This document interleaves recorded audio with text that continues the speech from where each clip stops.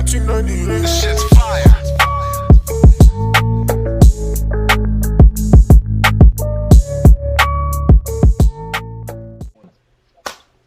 What is up, everybody, and welcome back again. Another week in PTG Pin the Gas Podcast Land, the podcast where we cater to your motorcycle and motorcycle racing needs. As always, I am your host, Cool Jules, and we are here with the beautiful Andy and Delix Rowe and Chris, the whole fucking show. What's going on, everybody? What's happening, Say everybody? what's up, people. Say what's up. Yo, do you guys like our little like intro? I do. A little 1998. Yeah, it's cool. I love it. Like, that shit, I do that shit too. is dope. That song is fire. It is fire. That song is literally exactly how it introduces itself. That's right. And like we got the little graphics and whatnot, which I got to do another one this week for the updated race. They were in Austria. Wow, Austria. Rain. Why was I thinking Yes, Assen? sir. Why was I thinking Assen? The Austria race was quite interesting because A lot going half on. of it, It was a half whole of the lot people going said it was a great race, and the other half was like, man, this was kind of boring. So on. I thought it was a great which- race, personally. Which half? Okay, so Chris thought it was a great race. Andy, what'd you think? Do you think it was dope, or do you think that it was kind Yeah, of like I think on the I low think I know side? where you're going with it, Jules. I mean, it wasn't like a very exciting race with a lot of passing going on. I mean, I'm pretty sure a lot of people were out there expecting that Enea versus Martin battle. I was one of those guys waiting for that, you know. And was there for a unfortunately, little bit. I'm just gonna go right in, guys. Unfortunately, you know, Enea Bassanini had that issue with the wheel, which is mind blowing to me how that really happened. But I guess one of the welds in the wheel actually busted where where it leaked some bent rim. it leaked some oil. I guess on the turn he managed to bend the wheel or something like that, which is not easy to do. But you know, those wheels are No, not at all. very lightweight and things like that. So, you know, unfortunately Right. that thing happened. Right.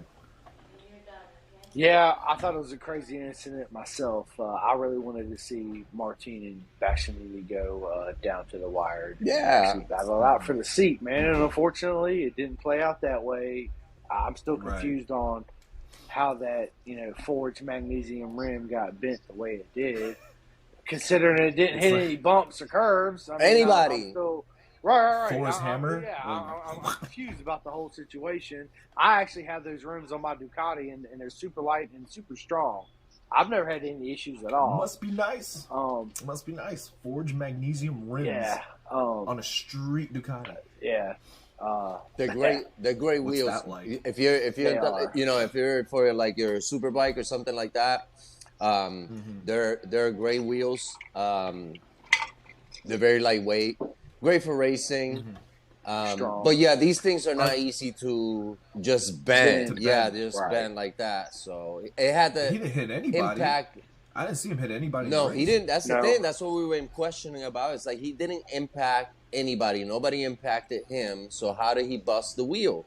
It's very, from what Simon Crafar said on a video, was that the wheel cracked somehow, or one of the welds busted. It leaked some air, and then when he was applying pressure on the brakes, the wheel would deflate all the way down, applying pressure to the actual wheel. Maybe. I mean, I'm not Listen, sure. That's a mystery. the only way I can see it, there's no weld, so that was the absolute lie. There's no weld, so they're actually cast Agreed. out of one piece. They're casting right? one piece, correct? Right, so there's no welds at all. The only way I can see it happening, realistically, is that it was an old rim, right, that maybe had some issues that got mixed up. Somebody messed up. Somebody messed up Yeah. along the line. Who really Probably knows? got, like, messed up Well, with did they shipping. Right. change Through shipping or tires something. on the grid? Right, so that's the only thing I can come up with, realistically wise, right? Right. Because Right. there's no welds at all. I laughed when I heard that. I was like, come on, man. Yeah, no, that Yeah. was a horrible take. Come on, man. That was a horrible take. Yeah. But it's unfortunate because Bastianini was actually one of my picks to hit podium, actually to win the thing. And he ran. He was beastly in qualifying. He was the only one who was like killing in qualifying. Everyone was freaking killing it in qualifying. Fucking Zarco, bro. Zarco again with the Zarco All luck. the Ducatis were amazing. Yes, they were. Look, yes. Prima Pramac was just, oh my god, like that's just it's terrible, yo. that's terrible for like what was going on with Prima Promac. It seems like it's everyone versus like that meme that I shared. Like literally every single fighting against each other. Yeah, Well, it was awesome, right? Pramac, well, they said preventing Pramac. They from said doing prior well. to the race, Ducati had no team orders. It was to each their own man. So Ducati left it like that, open. So the only thing that Ducati said was, "Hey, there's other Ducati riders out there. Don't crash into anybody." I agree, but in a way, I kind of disagree with that statement. I believe that they say that publicly, but who really knows what goes on behind doors? Yeah, Just that's look at true. Miller, like Miller is, dude. Whatever they need him to do for Pecco, absolutely, he does it. Without a question, right? Without fighting. Without fighting. So I see it, but I don't believe it, right? And that's what makes Miller such a good teammate, man. It's like he follows exactly He's a what team the team player is going to do, which is again, and history has shown the factory Ducati and their decisions with moving pilots. Like why towards the latter half of the season, Jack Miller is killing it. And it's unfortunate that now he's doing so well, and then he's leaving. Yeah, Jack. And this is not the first time. This is not the first time Lenovo has done Jack this. Jack Miller looks to be ready and very happy to make the move to KTM. And even though there was no team orders, I'm pretty sure, probably Chris will agree with me, is that he played kind of blocker during the race. And he actually tried to show a wheel. He said this himself. I tried to show the wheel, the front wheel to Pecco, and as soon as he saw that, he took off. So I didn't have any type of game towards him, during the race. Mm-hmm. Which his defense on Fabio was pretty good for a while. It was. Fabio, I think in a way, silenced a lot of the doubters when they said that Fabio isn't a climber, because we're so used to seeing like Fabio in the mid to lower pack. When he's there, he doesn't really catch up like that. But this race, he was in. I think he proved that he can definitely. But Fabio was in trouble in Silverstone, guys. He was fighting in traffic, and he just overheating tires because he was in traffic. The aero wasn't helping him. Also the arrow's hurt. The long lap penalty also probably. Yeah, but now I feel like he's proven to people that he can actually fight if he doesn't make. He boosted his ego himself. And that because I'm sorry. Go ahead, Jules. Yeah, go ahead. Oh no, because like I said, like I read a lot of the comments, a lot of things that all these MotoGP and analysts say about if Quartararo is not in the front row, he doesn't. And I had the same well. thought and too. I was like, that's kind of. I don't know. I don't think that's a fair shake. I think and I think that this race really proved that he can be a fighter if he doesn't make front row. And my God, when people say he's the only one that can ride that Yamaha, they ain't lying. I believe whoa. It's funny because you hear Franco, he talks about, I got a great feeling with the Yamaha, this and that, but he does not perform at all. No. I mean, at all, right? As much as I like Franco. Right, me too. As far as Fabio goes, man, he's a beast. And the chicane, I think, kind of helped the Yamaha out in a sense to where the top speed of the Ducati wasn't an advantage, so the Yamaha could use its braking stability and its corner speed. You can see it. And on top of that, dude, bar none, Fabio is a beast, hands down, Monsters. Right? So it Honda, KTM, they're in the same situation as Yamaha without without Fabio, without Marquez, without Brad Binder. I mean, KTM in the same situation too, guys. Absolutely the same situation with Brad Binder. Yep. So it's like it's hard to see past the clouds. Right? Yeah. When one rider is really performing well, but everybody else is in 15th, 16th place. Yeah, it must be aggravating as not only as a team but as the leader that You know, Fabio has always had Franco to be that man that can help push in front with him. Now he has nobody. So it's like it's a difficult thing because they pretty much grew up in MotoGP together. They did. And I'll never forget that Franco was supposed to be that it guy. Fabio literally came out of nowhere. He did. The bike was made for Franco. It was. At least from what I saw in Fabio's rookie season. And man, and it sucks because he's such a good dude, and he's proven that he can be one of the fastest on his good days. But man, those good days are way far behind, man. Yes. Like it's so sad, and it's sad, but cool at the same time that Darren Binder is the second best Yamaha rider. Isn't that some crazy shit? And Marquez is still the best Honda rider. And he ain't racing. He's not freaking racing. So it's like top in points still. He hasn't been here and God knows how long. That's what I mean. But for Darren's sad. defense, guys, the kid literally just got off a Moto 3 bike. Ride. He's been doing great. He's been Absolutely. doing great for what he's gotten already. Awesome. Yeah. So He has.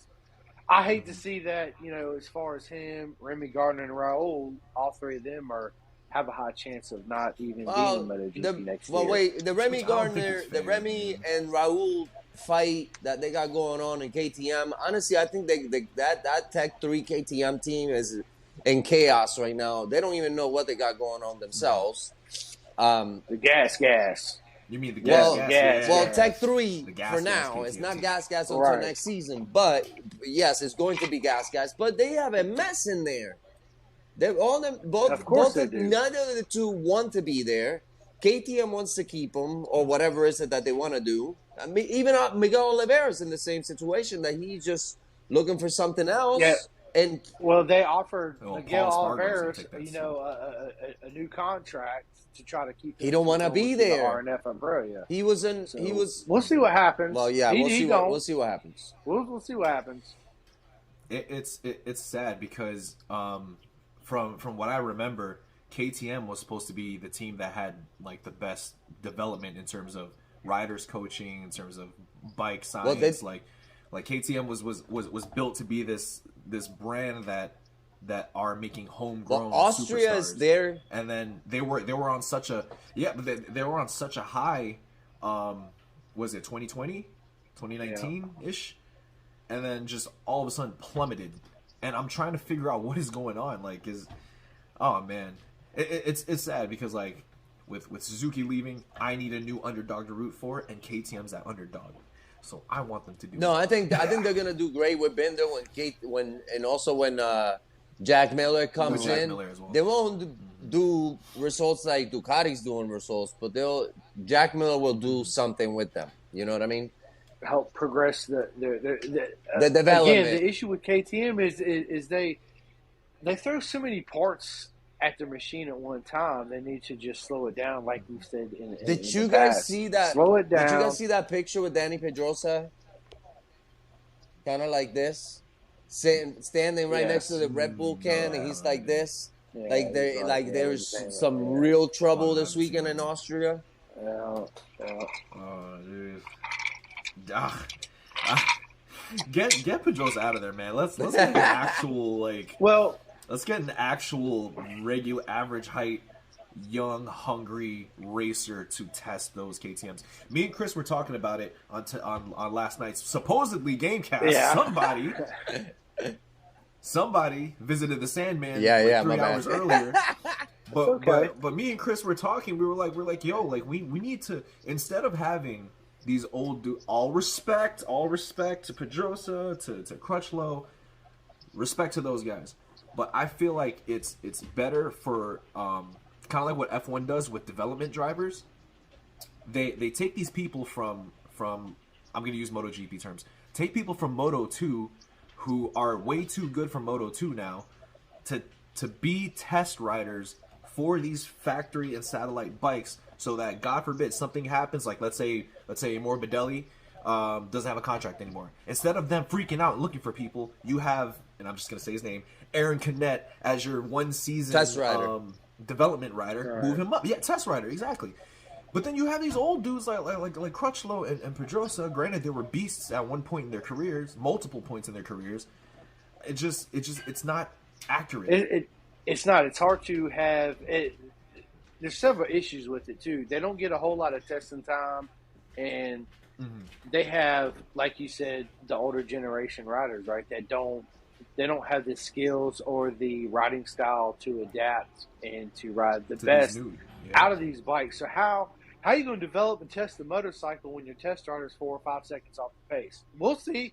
Everybody on the internet right now that's going to listen to this podcast, you'll see when Cal gets on this motorcycle in the next race, and he's 31st place. Right. So it's not saying that he's still not fast, and it's just it's a different level, and you can't. The game. It has, and you can't develop a motorcycle with riders that are that far off the pace because they're not going to feel the same thing Pecco's feeling, the Beast is at feeling, 300 something miles an hour, or whatever G-forces with the elbow and the shoulders on the ground. You know, they're not going to feel the same thing. So what they're telling Japan and Europe engineers going to be different at that level that you need to be. What all the riders are talking about. Right. So I'm in favor of promoting riders who are a little bit too good for. No, I won't say too good because it's still a very competitive class. But riders who like a Raul or Remy who are too good for Moto 2 but can't find a seat to be development test riders if they can't find a seat. You know what I mean? I agree with that, but they need more time. The problem with testing is they're limited on time because of the money and the track rentals and the politics and everything that goes in it, right? So I see what you're saying, Jules, and I 100% agree.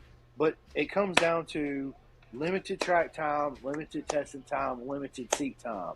So you're not going to fully develop a bike or test the bike with what we just got done talking about. It's but I always see Ducati running tests. Do you see Danny Pedrosa doing tests here and there? I don't hear about Yamaha doing tests. Again, you're right, Andy, but at the same time, they're running tests, but they don't have riders that are at the speed that the GP riders are, right? Exactly. So with these limited testing sessions, at least have the quality. At least have good quality riders to run these tests. You know what I'm saying? Get someone who's young, who's getting into that GP type style, like you said, Chris, dragging elbow, dragging shoulders, who knows what the G forces are like. Have them run these tests. Granted that they're not going to have a chance to do a lot of it because money, time, politics. Right. But at least you get the quality. You squeeze the quality out of the riders that you have. Now. Sorry. Go ahead, Joe. Yeah. No. Go ahead, because I was gonna. All I was gonna say it's like just to make a quick reference. It's like us three getting on the Aprilia, and then giving the engineers feedback, and then Alicia's getting on it. Right? It's a whole completely different world. What do we have to offer? Right. Same thing with Crutchlow and Perdosa. Granted that they were superior riders in their day, in their time, in their age, but it's just not feasible right now. They need to change the whole format as far as, especially now with the new sprint races, World Superbike sprint races style, with only points being with the first 9 positions instead of the first 15 positions. That's so weird.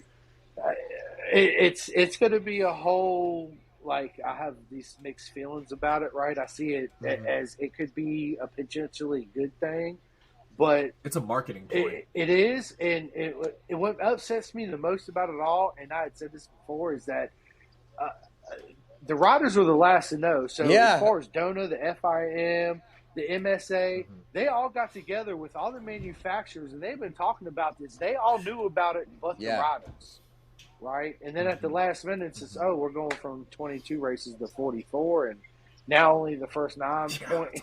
People get points, and it's confusing with the points, and they did not. Some of them are cool with it, some are not cool with it, some are not. They weren't warned. I'm not cool with it because I got to get up now on a Saturday. I feel you, Andy.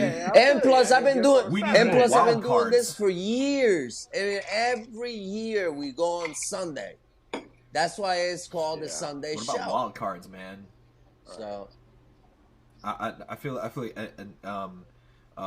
in contrast with sprint races, with having more races, I feel like we should have more wild cards. Well, and the whole dynamics of the bike setup, dude, the tires are going to completely change because now they don't have to last 27 laps. They only got to last 10 or 11. So, dude, you got to think about the whole picture. It's the aero package is not leaving. Race, dude, everything's going to change. 100%.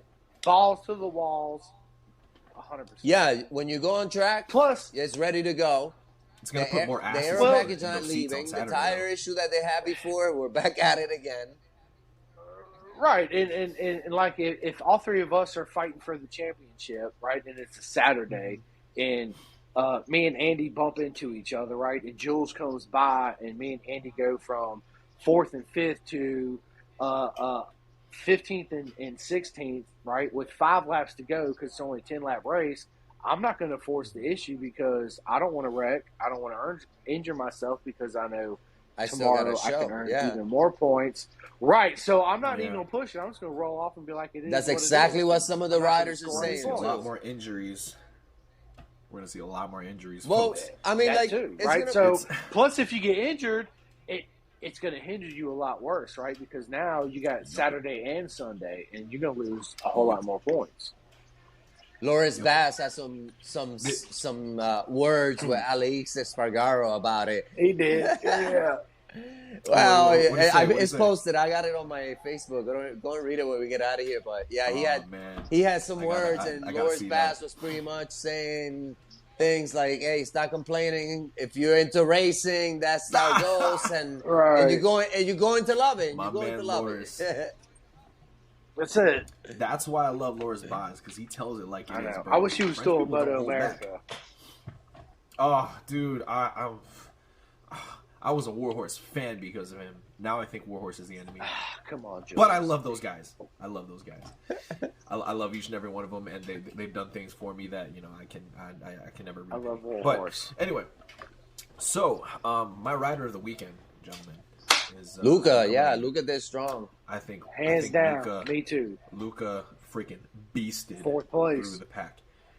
From what was he from? Like yeah, 19th he was, or something like that. He was way back there. Far he back. Was.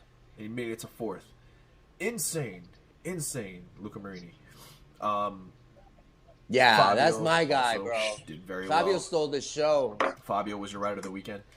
See, the thing is, every time I ask Andy who's your rider of the weekend outside of the podium, but he always picks somebody who's on the podium. Here's the thing. You cannot, like, that pass that Fabio made on Jack Miller was amazing. It's like Jack Miller was surprised. Beautiful. And there was nothing that Jack Miller could have done, right, to not make that pass impossible for Fabio. I mean, like, no. My God, dude.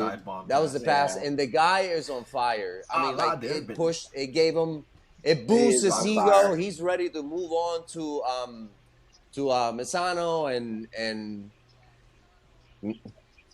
man, which I think I don't know, man. Pico said some words about Misano, and he's happy to be there too. And the guy's strong too. The guys are strong. I think Alicia's going to do good there too. Maverick, I think Maverick. Crew's going to do good there. Yeah. Oh, hey, talking about Maverick, you guys saw the Joanne Mir crash, obviously. Did you see how?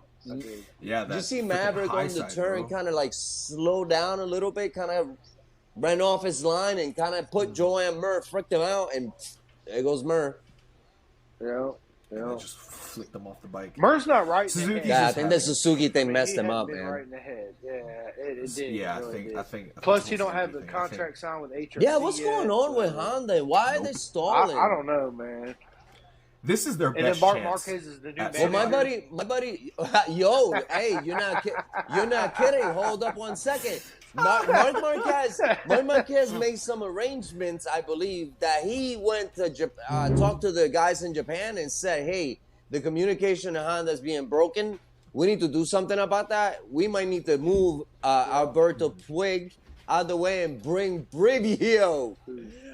What? Davide's coming back. And apparently Alberto got a report to Brivio, I love brother. Davide Brivio.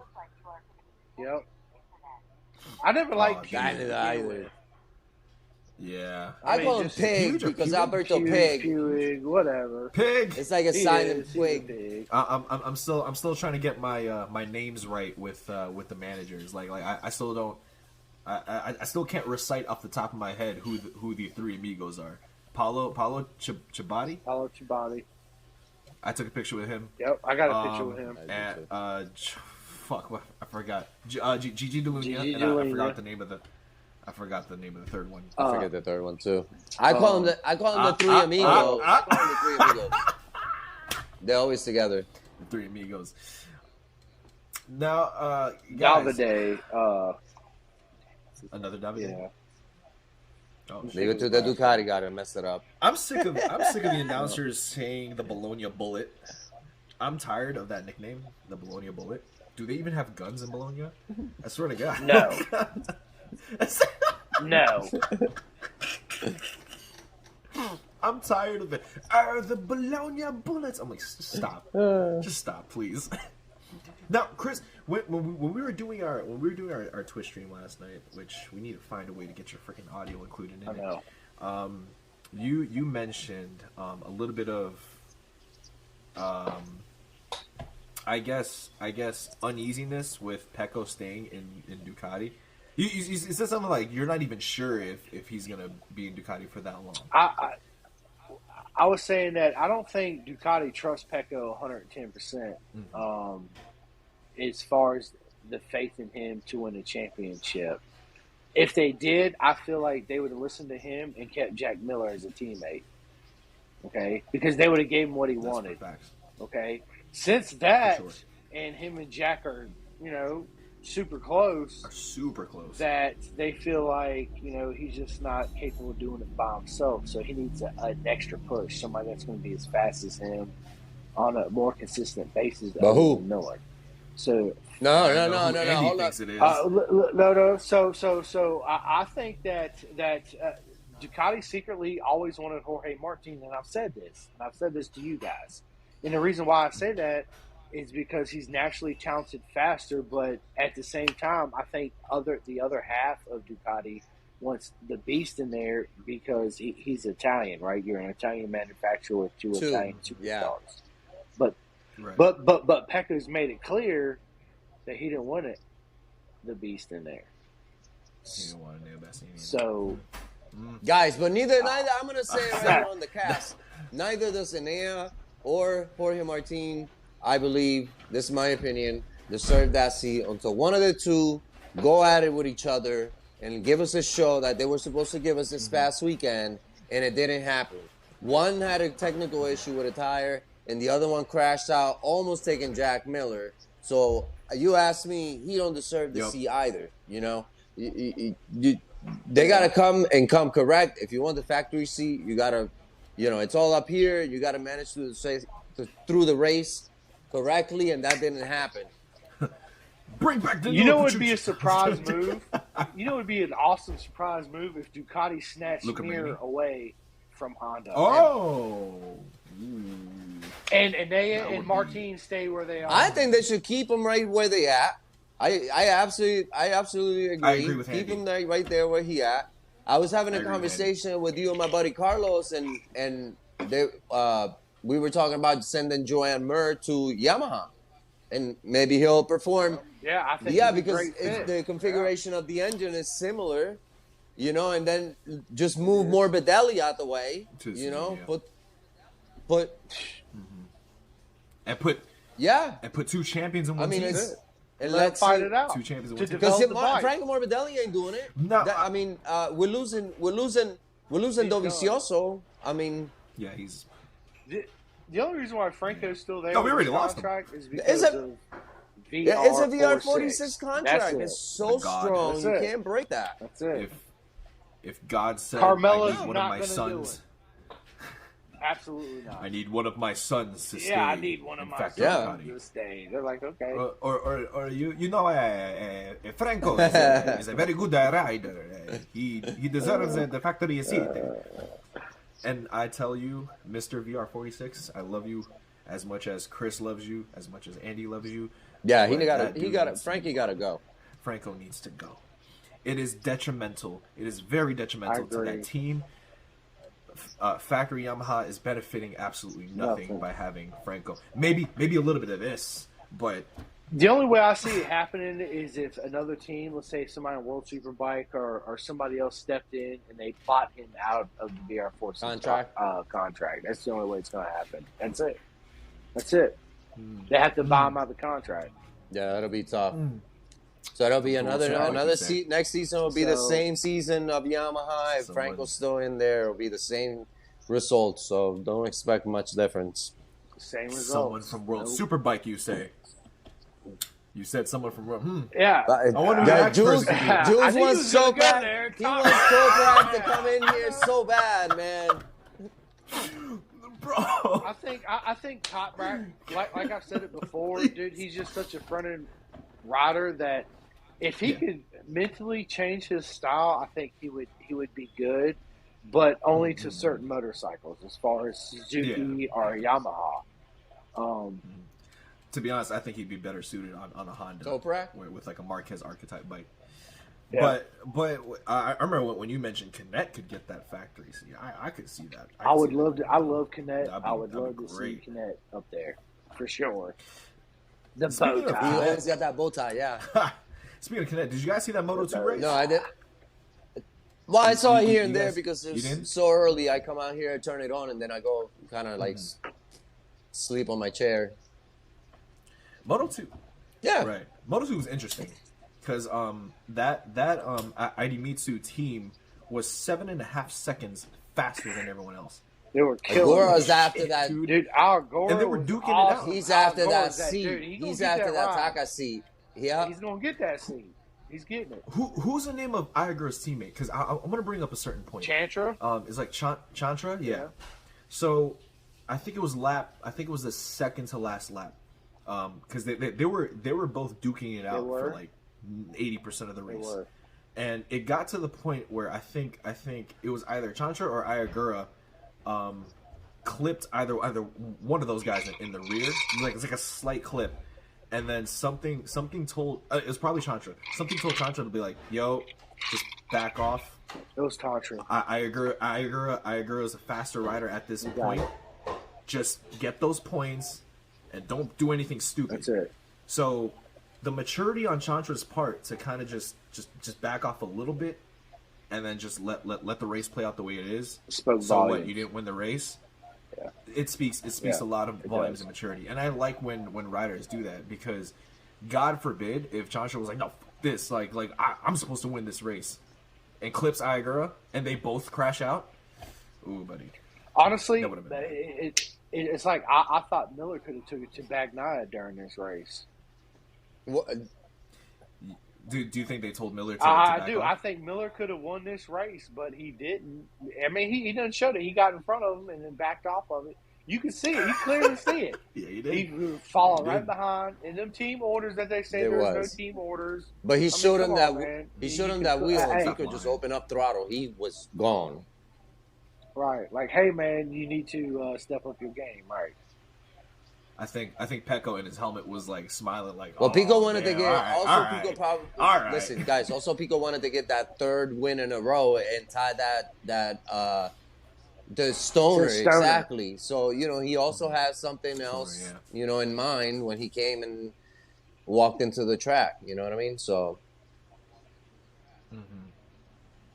So we can all agree that the Iger is for sure. I mean, Taka's already said that there's reports saying that Taka's already taken the test rider role, and he's already testing. He's already testing parts for the team. He's already doing that now. That's why that whole crash over in Spain happened, and Taka's been struggling here and there.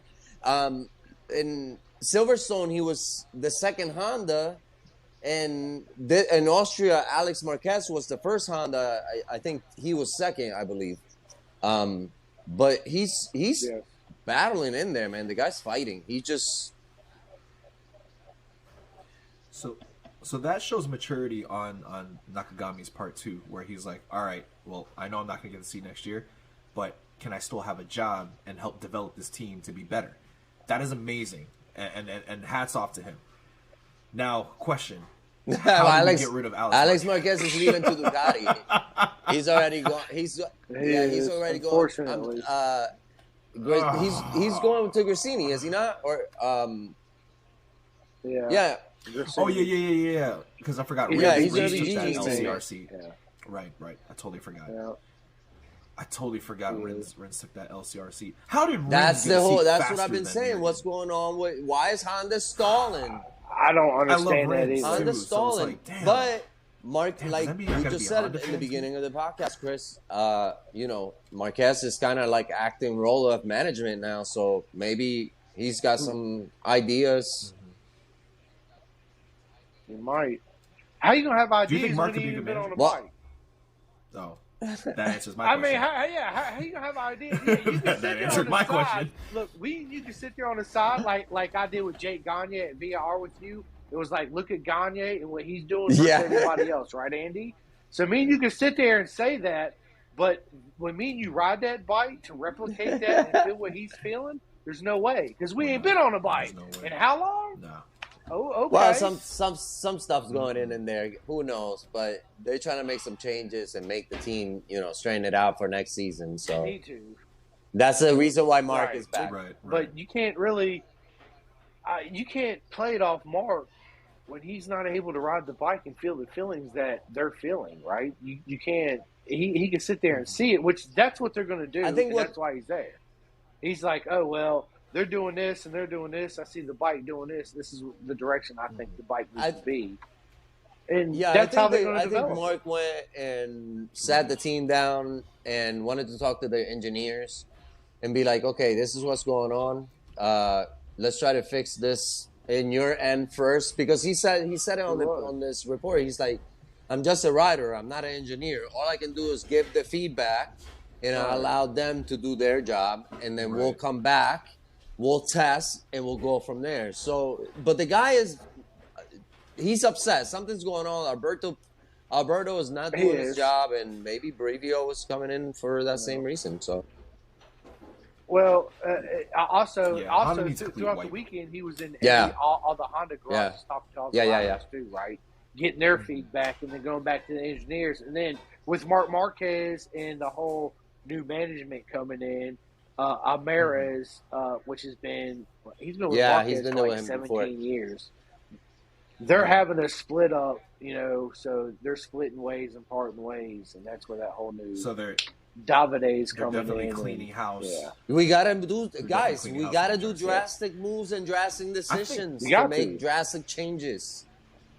Yeah. Look at Valentino Rossi got rid of his head crew chief Jeremy Burgess after goddamn forever, right? To make way with the new guy, because that's what he felt he needed to push him to that next level to get him with the younger sharks, right? So he was willing to sacrifice that friendship that, hey, we're friends, we're boys, but this is a business. This is what I need, I feel, to progress. So you got to go. Right. And that's how it happened. Right.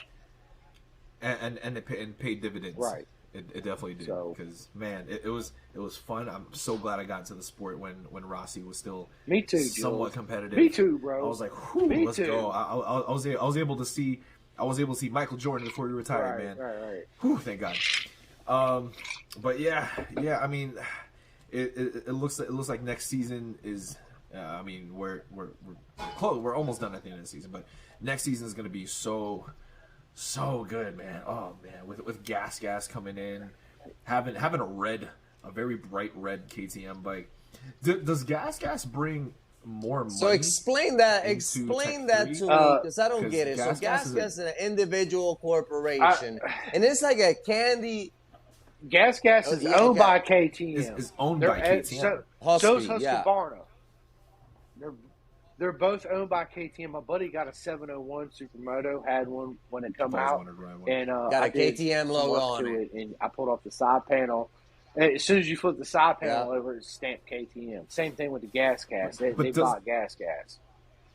So if that's because Gas has a very big following in Supercross and like motocross and stuff like that. They do. So does that bring more money to Tech 3 KTM? I can't answer. Yeah, gas. As far as a subsidiary company of KTM, they bring their own sponsorships to them. So yeah, they're bringing Right. certain amount of money from their own sponsorships to KTM, even though they are More development. part of KTM. Correct. Provides more development. That's what MotoGP as a whole needs, is we need more money into that sport. So, buddy. Hey, what's good? What's up? That's a future champ right there. Yo, he's a future Jake. It's night time. Like, Jake Gagne. He loves Jake Gagne too. He loves it. Of course he does. For me, it's like, it's hard for me, like as a sports fan in general, it's hard for me to like the Supermen of the sport. So it's like, or to be the number one fan of Superman. So like how you guys are, your favorite riders. Hell yeah. Your favorite rider is Valentino Rossi, right? See, Hands I like favoring the underdogs. You know what I'm saying? So hearing that Hayden Rossi's favorite rider is Jay Gagne, I'm like, why? Because Like, honestly, why? because he during VIR he had that. During that, Yeah. he can vouch for it, Andy, when he was running around on the pit saying, "Hey man, you dropped your pin, right?" So he walked straight up to him. I was like, "Hey man, you dropped your pin." And Jake Gagne just approached him naturally, and they got to talking, and he gave him his knee slider and took a picture, and it was just like a super cool interaction that he had individually by himself with his first professional motorcycle racer that he initiated, right? And I just thought it was epic. It was a real moment. To it. Yeah, it was Right. a real It was moment. an experience. It was grounded Between to like him and reality, Gagne. and it wasn't like nothing like you're talking Right. to a big pop star and you're like, Yeah. wow, freaked out. It was really friendly and So Rossi's It's just like a normal guy. yes. Jay Gagne is so nice, He is, bro. man. So he's such all a good guy. about and Yandel and Gagne. he deserves. He this does, whole, yes. like, wild card. He does. and he's ready to spot get that for step the up World because Superbike. me and Chris were sitting on the corner just looking at the mechanics of him It's too going good for through Moto that America. turn, man. He got it down, man. He's too good for Moto America, bro. He is.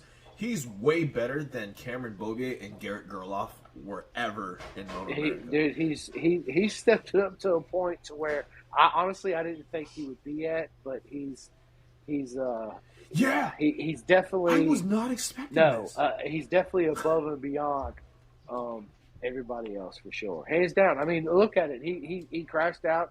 He was behind the championship, Moto America.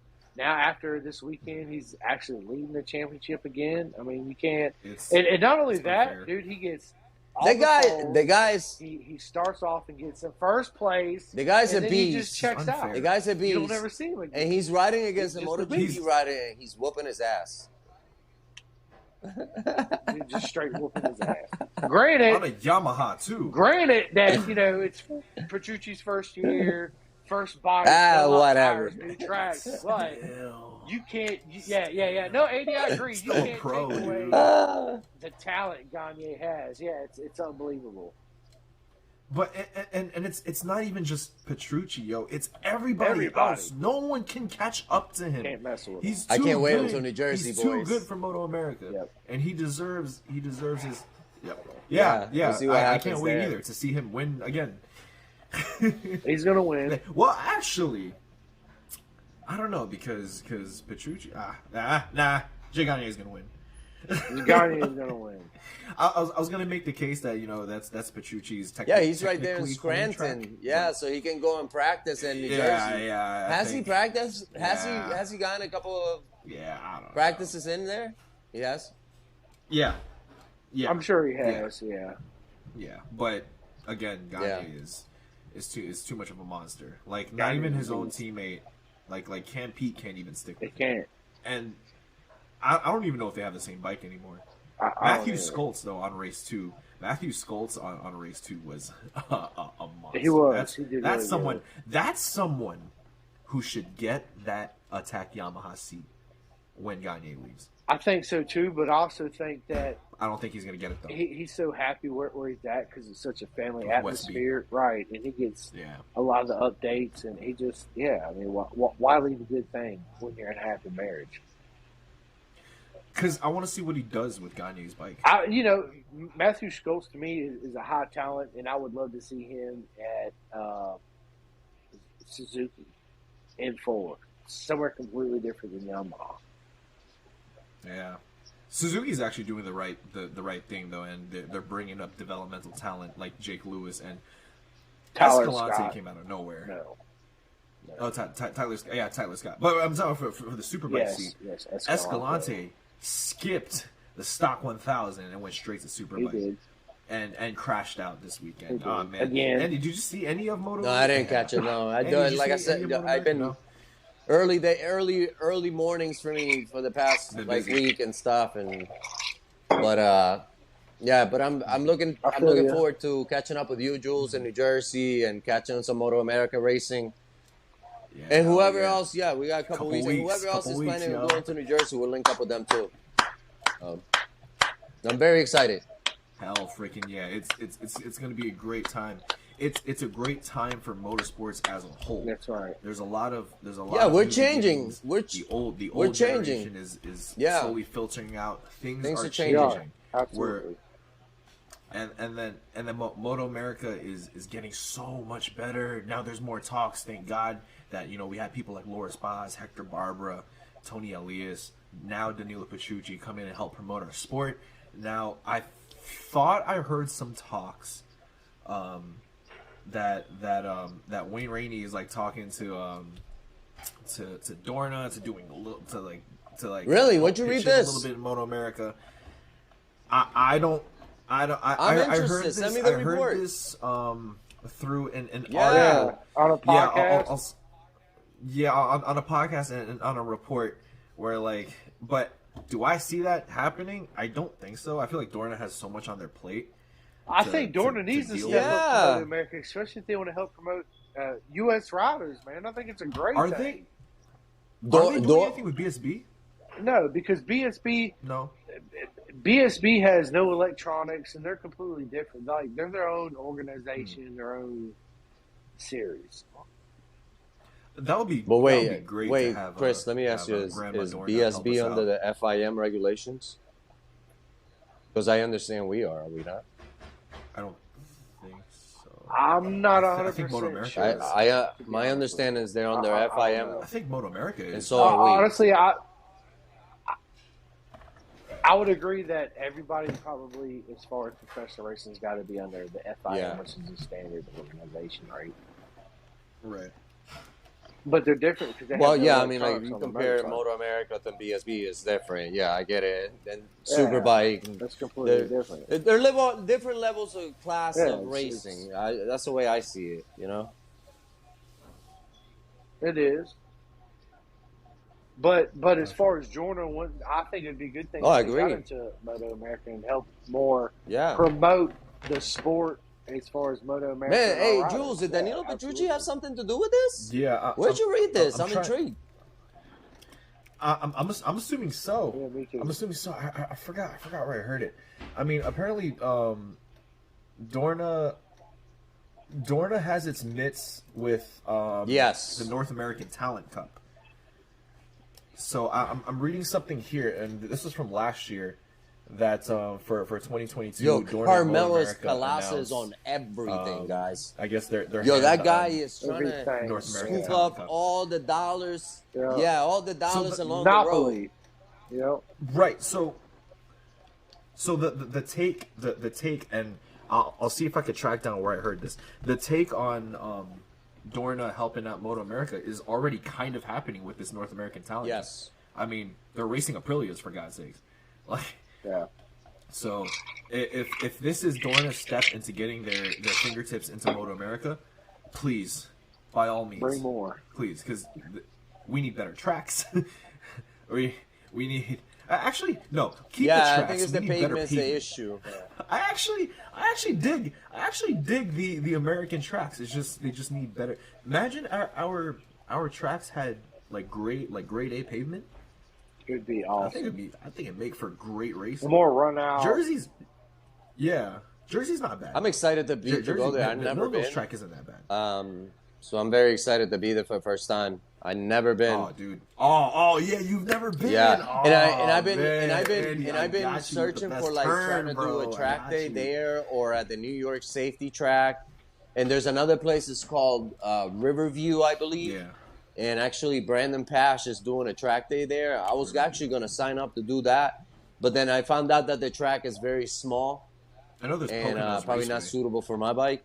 But I'm searching to do a track day and bring my motorcycle up to New Jersey, so get some action going and stuff like that. But if not, I'll just leave the bike here. But yeah, I'm looking left and right to go and get involved in things up there. That'd be awesome. Yeah, New York Safety Track is, from what I've seen. A lot of people, some people have said that to me, and some others said, "Hey, it's fine. It's not that big of a deal. You'll still have fun there." Yeah, because turn 1 will send you to the moon. Like turn 1, this is supposed to be a track, Chris.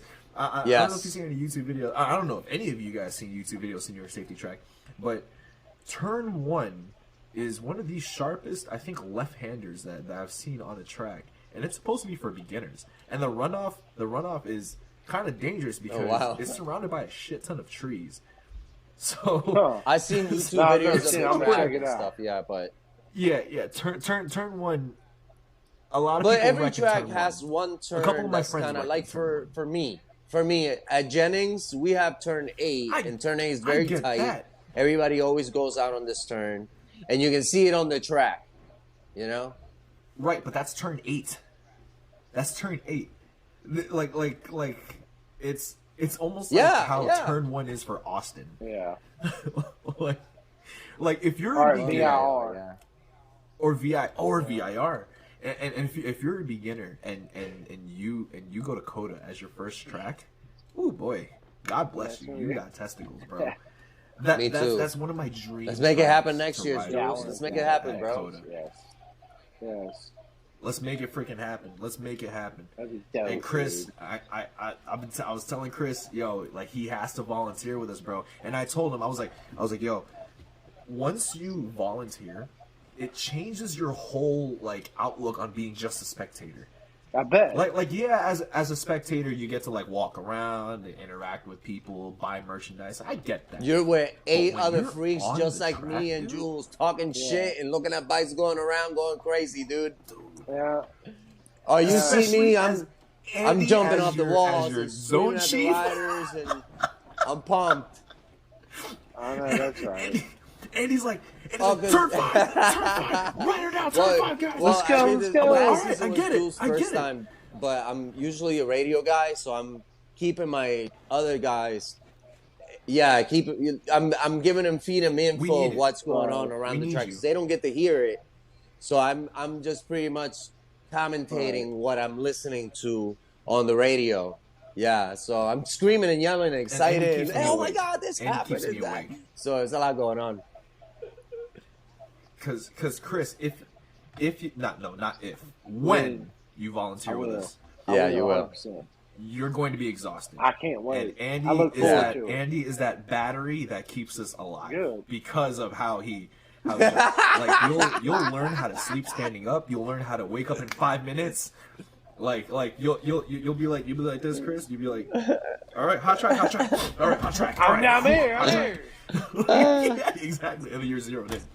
Now, boys, when we got off next weekend, and then we go off to Misano, September, the Sunday, I think the 3rd or something like that. And I'll probably be leaving on Monday, Jules. All right, so it's not conflicting towards Jersey. So yeah, well, I'm leaving, and I got plenty of time, so we're gonna head north and kind of just take our time, camp in the Carolina somewhere. We'll probably pay you a visit on the way up, Chris, and we'll take. We'll travel nice and easy, and very slow. So. Yeah, I'm gonna see if I can get a rental car because I think I'm gonna camp on track.